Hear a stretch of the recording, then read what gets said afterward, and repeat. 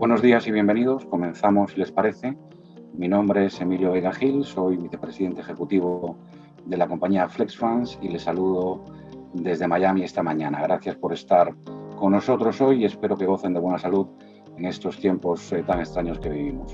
El objetivo de este webinar es que puedan obtener información valiosa en dos terrenos. El primero se centrará en aspectos tributarios relacionados con los fondos de inversión. El segundo tópico cubrirá alternativas de vehículos de inversión offshore para captar capital internacional de manera eficiente. Estarán con nosotros desde Santiago dos ponentes a quienes agradecemos de antemano que compartan su tiempo y expertise con nosotros hoy. Alejandro Chechilnitsky, que es socio del área tributaria de la prestigiosa compañía bufete de abogados chilena Guerrero Olivos. Alejandro se especializa en tributación nacional e internacional y en estructuración y reorganización empresarial.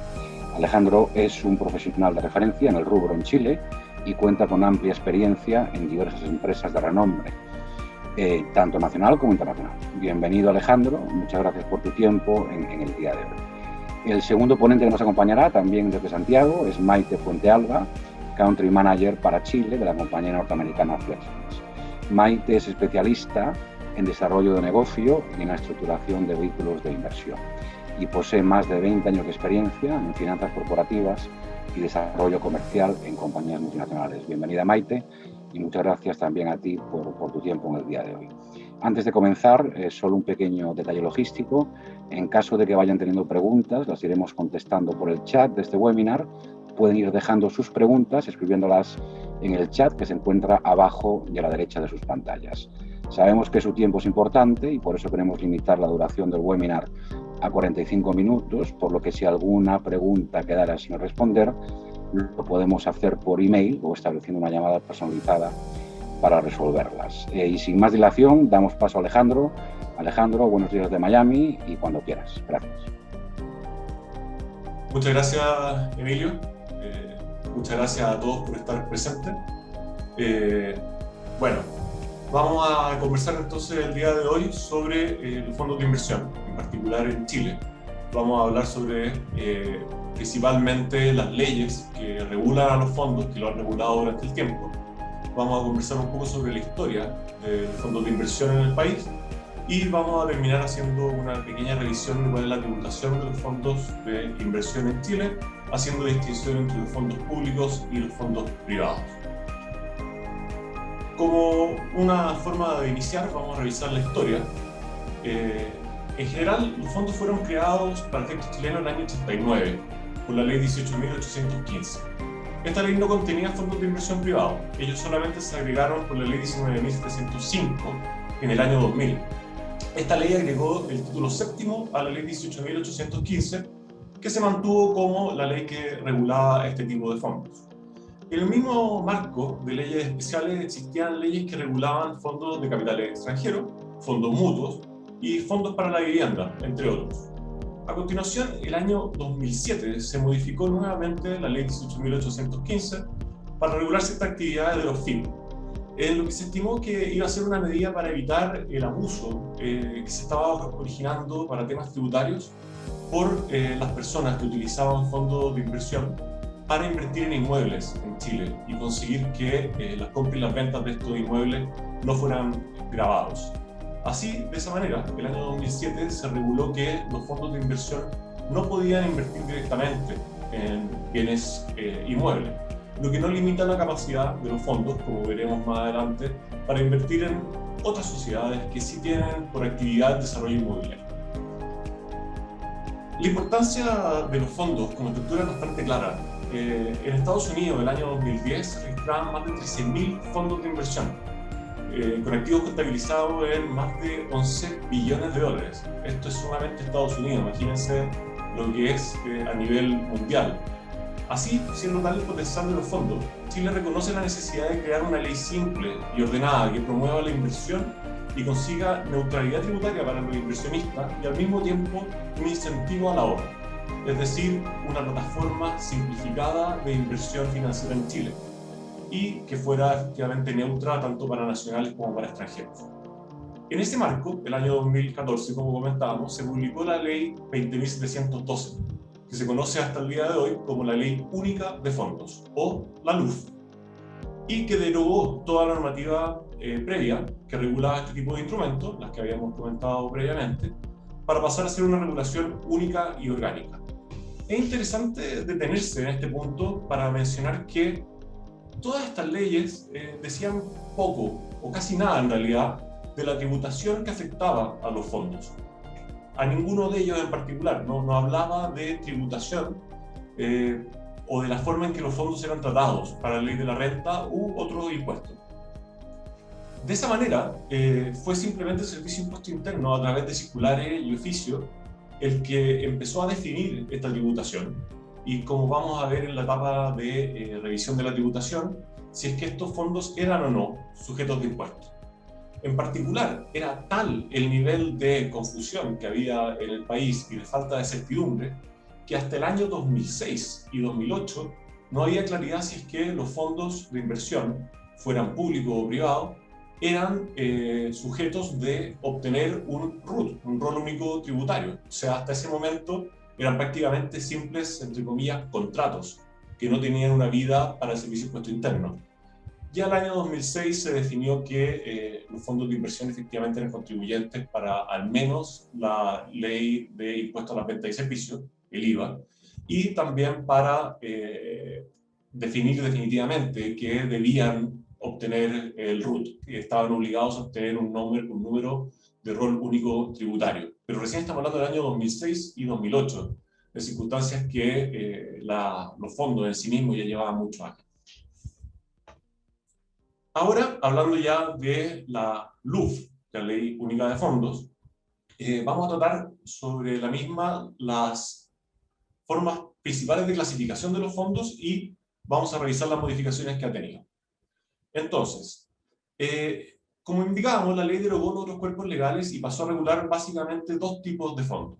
Los fondos mutuos, que permiten el rescate de cuotas, estos son los que nosotros conocemos usualmente para efectos de invertir a través de los bancos, a través de nuestras propias páginas web de nuestras cuentas corrientes, y los fondos de inversión, que a su vez pueden ser públicos o privados.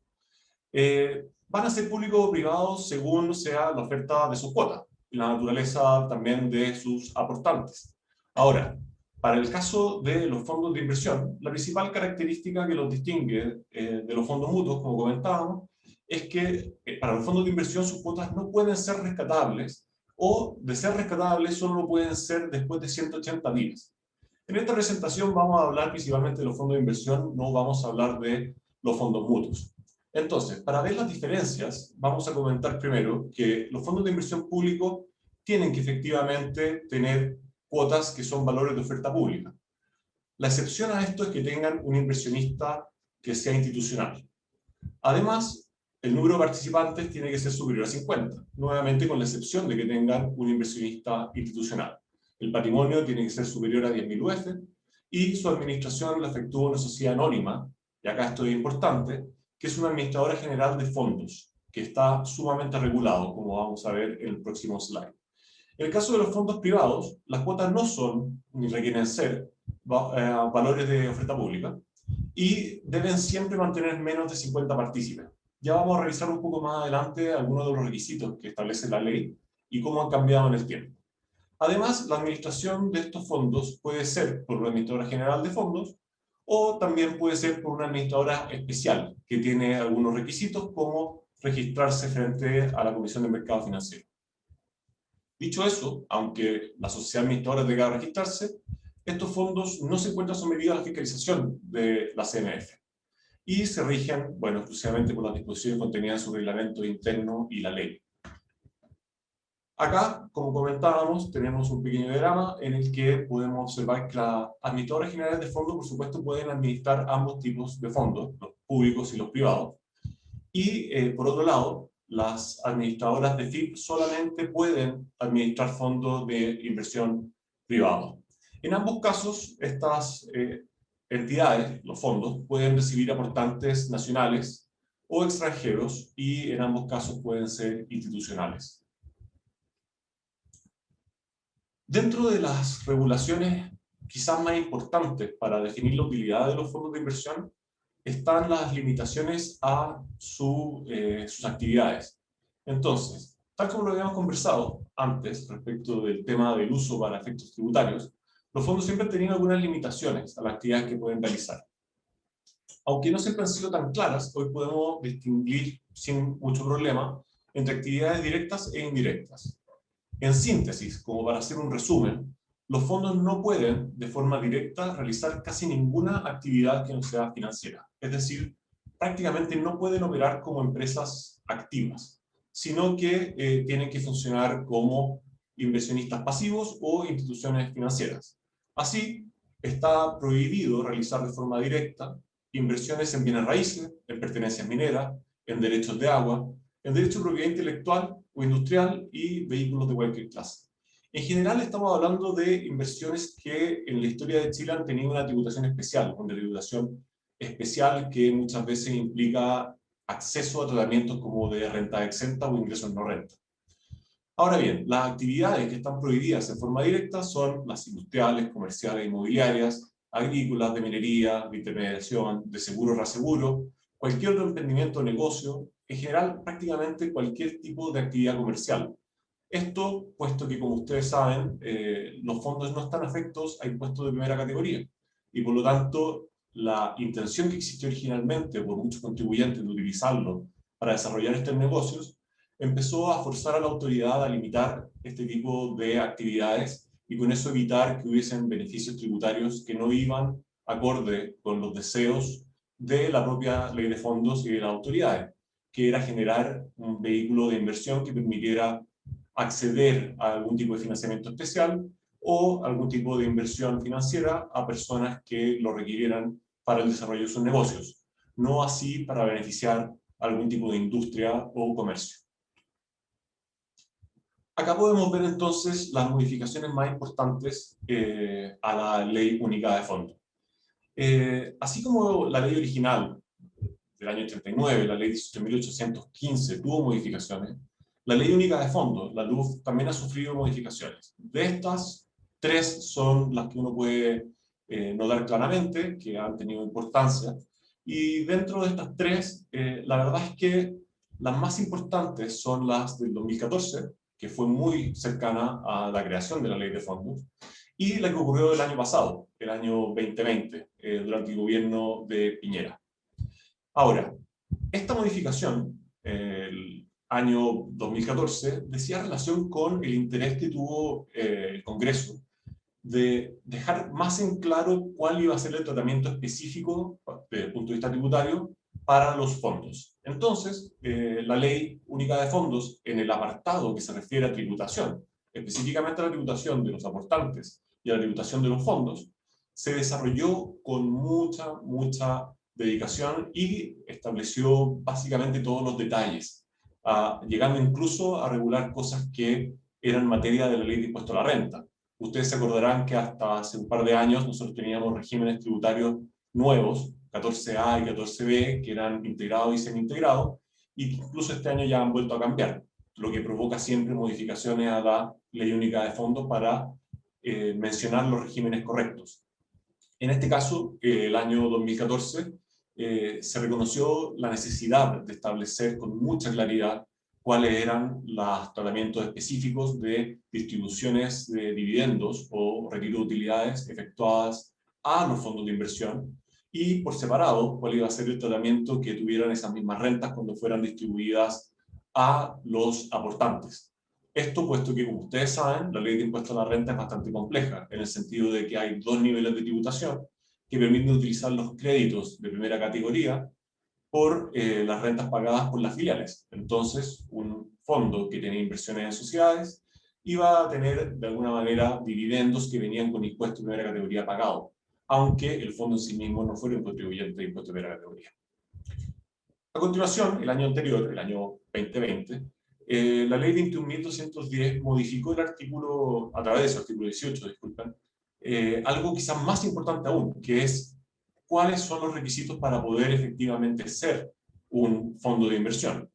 Hasta el año pasado, los fondos, para poder cumplir con la normativa y ser tratados de forma tributaria como fondos de inversión, sean público o privado, tenían que tener un mínimo de 4 aportantes no relacionados, y ninguna podía tener menos del 10% de las cuotas pagadas del fondo. Eso era conocido como la regla 4 y 10. A partir del año pasado, los fondos de inversión privados deben tener un mínimo de 8 aportantes no relacionados, y ninguno puede tener más del 20% del fondo. Entonces, como pueden ver, esto ha sido una modificación que requiere tener más partes no relacionadas, pero que no necesariamente implica una mayor dificultad para la creación de los fondos, sino que simplemente cambios que se han considerado que reflejan de mejor manera la naturaleza de un fondo de inversión, que debe tener personas que no formen parte de un mismo grupo empresarial o familiar. También se reguló, por supuesto, los plazos para informar al Servicio de Impuesto Interno el cumplimiento o la falta de cumplimiento con estos requisitos. Hablemos un poco ahora de la tributación. Los fondos de inversión, como habíamos considerado, siempre han tenido algún tipo de dificultad o de desconocimiento por parte de los contribuyentes respecto al funcionamiento específico que ellos tienen. Es más, incluso las personas que utilizan fondos de inversión con habitualidad lo hacen para algún tipo de negocio en particular, que saben que funciona, pero no, en todo caso, sabiendo cuáles son todas las distintas variantes que existen en la tributación de los fondos de inversión, sean públicos o privados. Con ello, cabe empezar mencionando al menos 3 puntos que son de suma importancia y que quizás marcan el resto de la tributación. Primero, los fondos no califican como contribuyentes. Ellos nunca han calificado como contribuyentes. Desde el año 89, desde la primera ley, se ha considerado que ellos son un patrimonio de afectación y que, como tal, no caben dentro de la calificación de contribuyentes de la Ley de Impuesto a la Renta. Eso ya es un punto sumamente importante. Dicho eso, los dividendos o utilidades que los fondos reparten sí se encuentran afectos a impuestos finales, lo veremos a continuación, pero ellos no se encuentran afectos a impuestos de primera categoría si que son percibidos por contribuyentes del mismo impuesto. Es decir, si una sociedad es dueña de un fondo, esa sociedad chilena, que es contribuyente de impuesto de primera categoría, no lleguen de estos fondos. Finalmente, cabe señalar que es la sociedad administradora la responsable de retener y pagar los impuestos que corresponden bajo el RUT del fondo. Es decir, es la sociedad administradora la que debe cumplir con todas las obligaciones tributarias. Ahora, quizá lo más complejo de los fondos de inversión. Hablemos un poco de la tributación para los aportantes. Para este efecto hemos decidido que quizás es fácil o más fácil dividir a los aportantes entre aportantes domiciliados en Chile y aportantes domiciliados en el extranjero. Comenzando por los aportantes domiciliados en Chile. Es importante señalar que, en general, los dividendos y el mayor valor generado por los FIP o por los fondos públicos, aunque no son materia de impuestos en el patrimonio del fondo, sí están afectos a impuestos finales, están afectos a impuestos globales complementarios. Y existen algunas excepciones, en particular en el caso de los fondos públicos, cuando ellos tengan presencia bursátil, no estarán gravados en la ganancia de capital obtenida por la venta de las cuotas hecha en bolsa. Cuando los fondos no tienen presencia bursátil, la ganancia de capital de una venta en bolsa de las cuotas no estará gravada en la medida que el fondo tenga por política de inversión el invertir en un 90% o más en acciones de las reguladas en el artículo 107 de la Ley de la Renta, que es básicamente las acciones que están en bolsa y con presencia bursátil. En el caso de los fondos privados, la verdad es que hay menos exenciones. En general, las utilidades y la compraventa están afectadas a impuesto global complementario, pero no habrá estará exenta de impuestos la liquidación del fondo cuando el fondo tenga una política de inversión de un 90% o más en acciones del 107 y, como señalaba, al momento de su liquidación o disminución de capital voluntaria. En el caso de los aportantes domiciliados en el extranjero, la verdad esto es bastante más interesante. Como ustedes podrán ver en la próxima presentación es uno de los motivos por los cuales para extranjeros la tributación de los fondos es especialmente beneficiosa. En general, para los aportantes domiciliados extranjeros, los fondos de inversión privados no otorgan mucho beneficio. La distribución y la ganancia de capital van a estar afectadas a impuestos finales. Van a tener el mismo tratamiento que si fuera una inversión en una sociedad, siempre permitiendo postergar el impuesto por las actividades propias del fondo, pero no pudiendo evitar los impuestos finales. Ahora, en el caso de los fondos públicos, sí hay un gran beneficio, que es que básicamente las rentas que se obtengan por los dividendos o el mayor valor en la generación de las cuotas se grabarán con un impuesto adicional que se va a considerar como único a la renta y que será del 10%, sin derecho a crédito por los impuestos pagados por las filiales del fondo o por los créditos que pueda recibir un fondo, pero estarán afectos a este impuesto único que va a ser el único gravamen que verán los inversionistas extranjeros sobre el patrimonio líquido del fondo.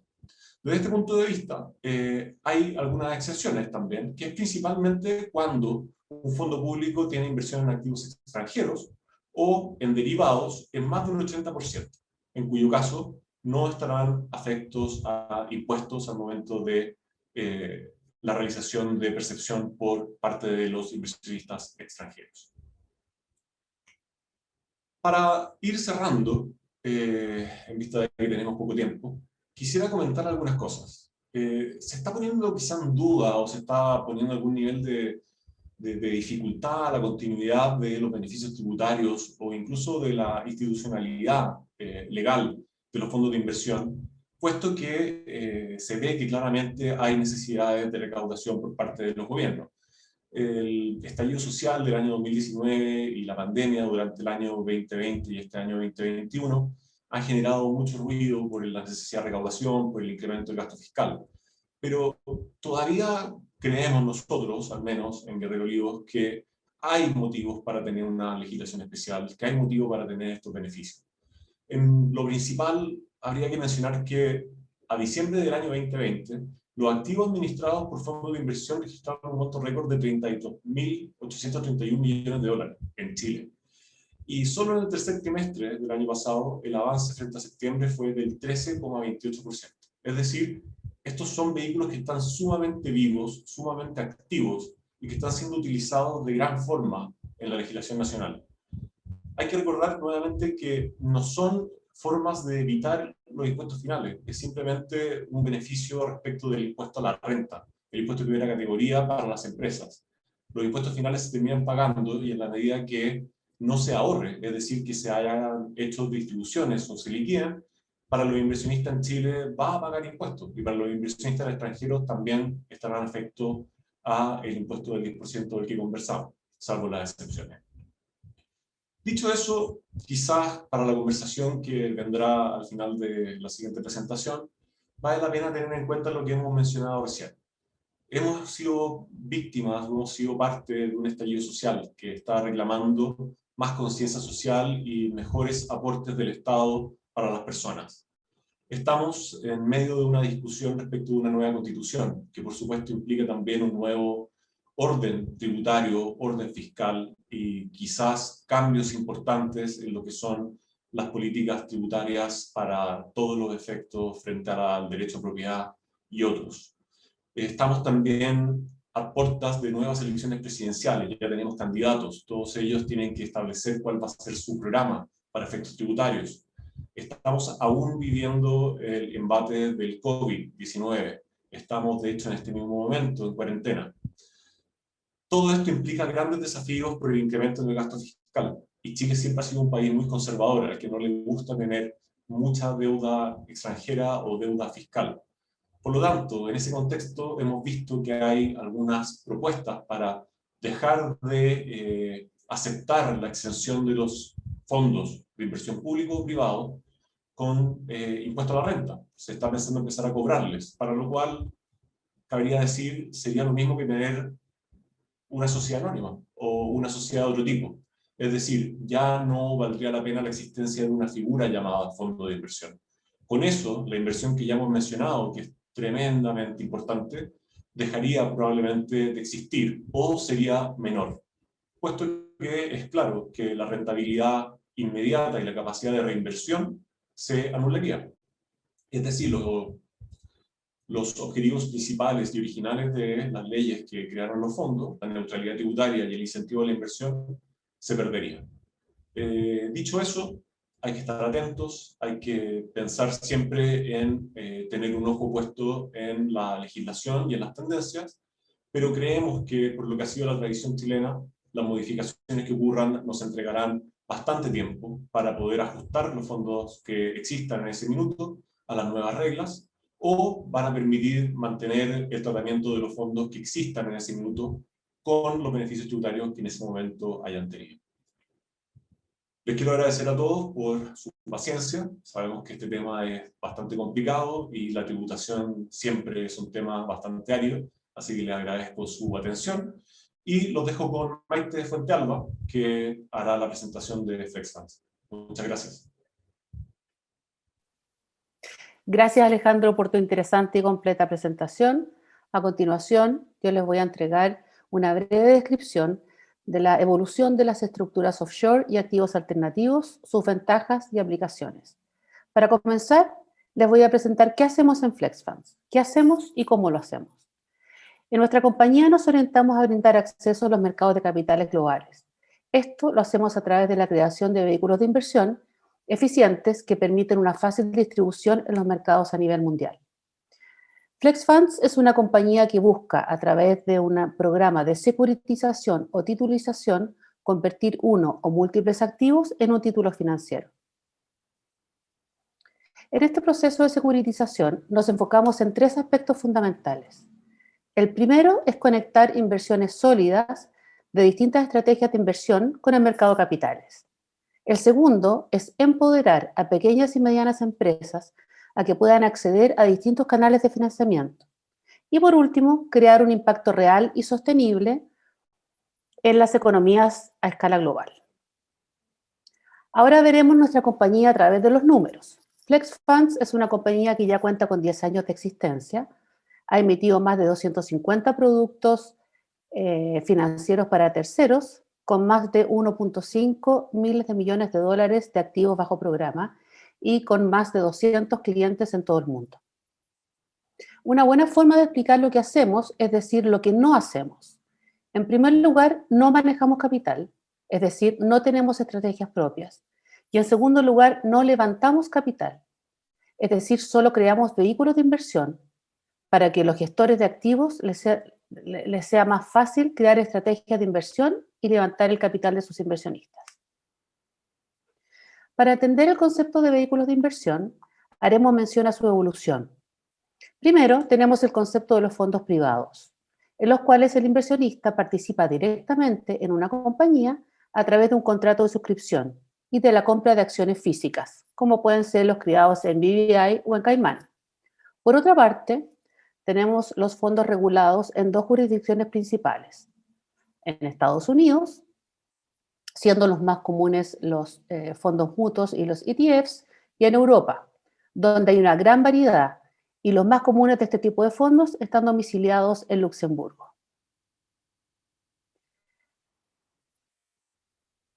FlexFunds ofrece soluciones para disminuir la brecha entre este tipo de estructuras un poco tradicionales, y nuestro foco es dar acceso al mercado de los distintos tipos de gestores, teniendo en cuenta la naturaleza del activo subyacente.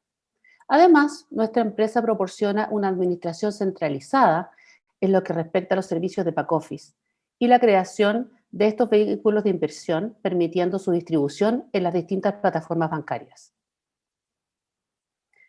Nuestro programa consiste en un emisor que está constituido en Irlanda, el cual tiene como objetivo empaquetar uno o múltiples activos en un título financiero.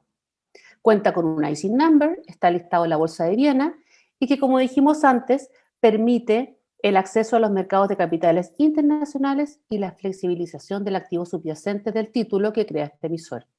Y a su vez, brinda una administración centralizada en lo que respecta a la coordinación de todos los proveedores de servicios que se requieren para crear este título. Euroclear provee el servicio de clearing sobre las operaciones que se realicen bajo nuestros títulos.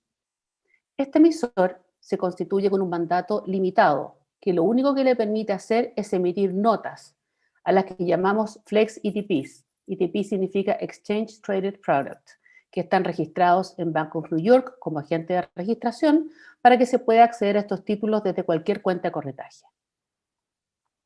A su vez, para darle mayor robustez y transparencia al programa, este emisor también cuenta con Intertrust como agente fiduciario.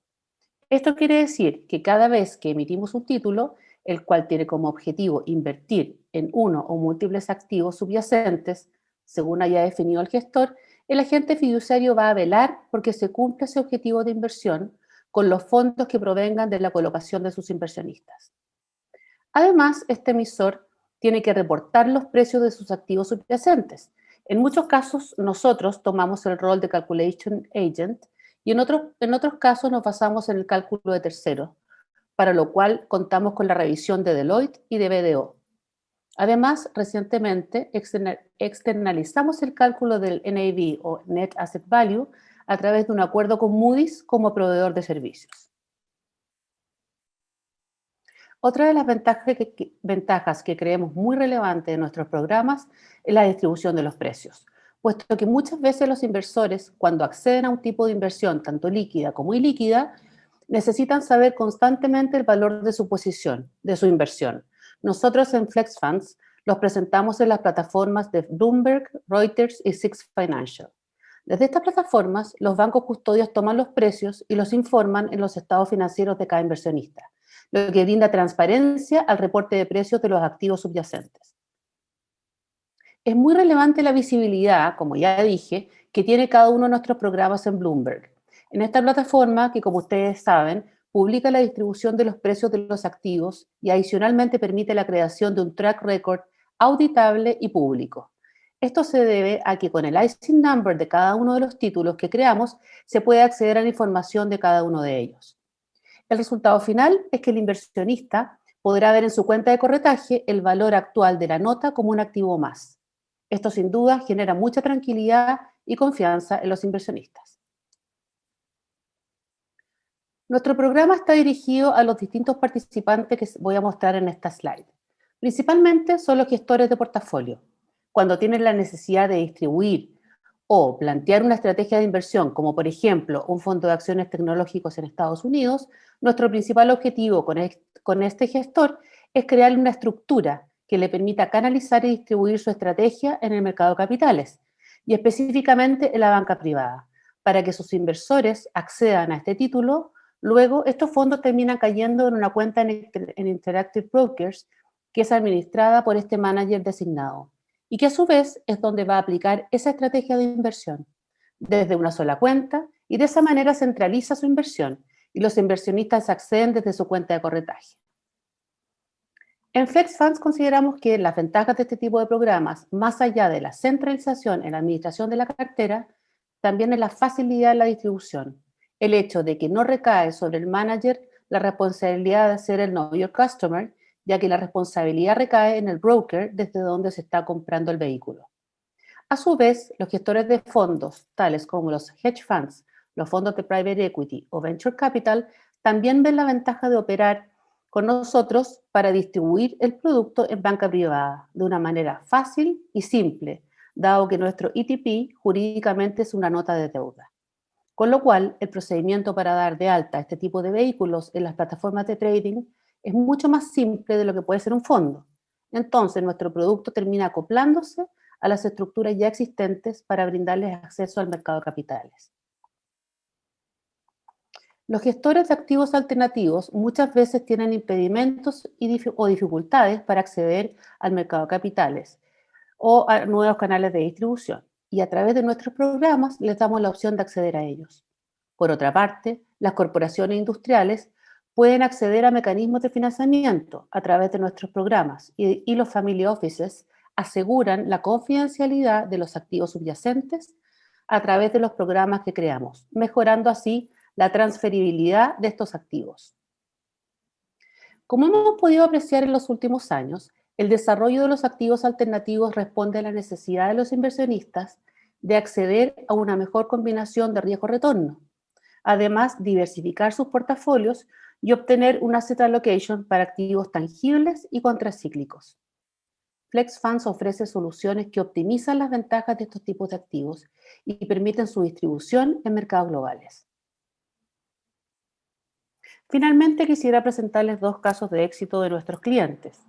El primero es Participant Capital, que es el brazo financiero del desarrollador inmobiliario líder en el estado de Florida, en Estados Unidos, con una cartera de bienes raíces de $3.5 billones, con más de 40 años de historia. El objetivo Participant era simplificar y consolidar su proceso de inversión a través de la recaudación a nivel global para financiar proyectos inmobiliarios. La solución que les presentamos fue un Flex Private Program, a través del cual se creó una nota que representa activos inmobiliarios. Su distribución global fue a través de Euroclear y se creó un producto bancario. Los banqueros retienen los activos en custodia y el Net Asset Value fue distribuido automáticamente a sus inversionistas. Y el segundo caso de éxito que les quiero presentar hoy día es Epic Advisors. Epic es una casa de bolsa de Estados Unidos regulada por la SEC que brinda servicios de asesoría de inversiones y ejecución de transacciones a inversionistas institucionales y personas de alto rendimiento. La necesidad que ellos tenían era establecer un fondo con administración centralizada bajo custodia de una entidad internacional con el fin de tener acceso inmediato a la banca privada internacional. La solución que se le planteó a Epic fue un Flex Portfolio, el cual estuvo estructurado en un plazo de menor a 2 meses, tenía un NAV distribuido directamente a sus inversionistas y no fue necesario realizar KYC o anti-money laundering adicionales para los nuevos inversores. Finalmente, los quiero dejar con un quote de Daniel Kotze, que es CEO de Royal Palm Companies y Participant Capital, en el cual destaca la facilidad en el acceso de los inversionistas institucionales a sus proyectos inmobiliarios a través de nuestros vehículos de inversión. Con esto termino. Les agradezco haber participado en nuestro seminario y los invito a tener una sesión personal para analizar la solución que mejor se adapta a sus necesidades. Podemos conversar en una reunión. Ahí está mi correo y mi teléfono. Muchas gracias. Los dejo con Emilio Veiga. Muchas gracias, Maite y Alejandro, por vuestras interesantes presentaciones. Esperamos que para todos ustedes el contenido de este webinar haya sido interesante y agradecemos que nos hayan acompañado en el día de hoy. Hemos podido responder, como han visto, muchas de las preguntas que nos han hecho. Para aquellas que hayan quedado pendientes y para mayor información, aquí en pantalla tienen los datos de contacto de Flex Funds y de Guerrero Olivos. No duden, por favor, en escribirnos. Si tienen algún tipo de compromiso, estaremos encantados de atenderles y responder sus inquietudes. Muchas gracias de nuevo y saludos cordiales.